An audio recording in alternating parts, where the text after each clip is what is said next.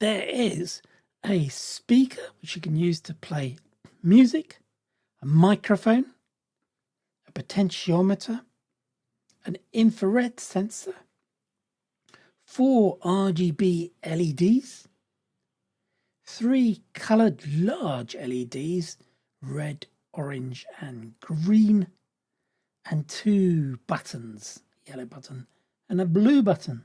We've got a power cable. This is USB-A. You might need a USB-C adapter for your computer, and that splits the power into 2 plugs. This plug plugs directly into the EDU bit board, and the other plug is micro USB to plug directly into the micro bit.